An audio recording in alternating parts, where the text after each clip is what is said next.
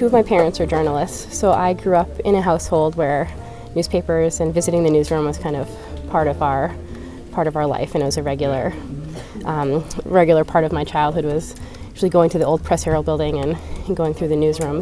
You know, I remember my mom would bring us in on the weekends, and we would write up headlines and with our names, and then we would go on the tunnel under Congress Street to go get them from the old printing press. So it was, I think I was kind of born into the business.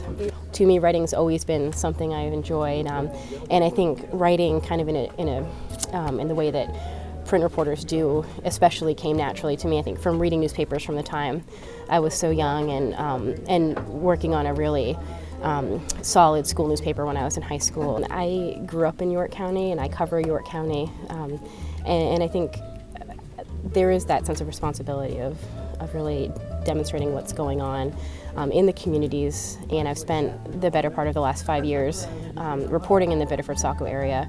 So there's a lot of people I know, and a lot of people call me with story ideas or keep me updated on what they're doing. You know, one day I may be writing about a historic clock tower. Another day I may be writing about embezzlement from a local library. I develop most of my own stories. It's pretty rare that I'm assigned a story.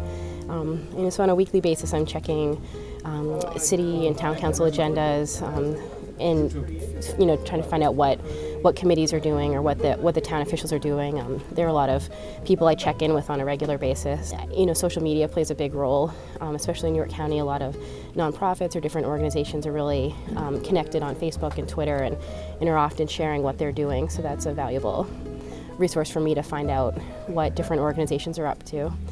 What I love the most about my job is meeting new people and having the chance to tell their story. I can't imagine doing anything else.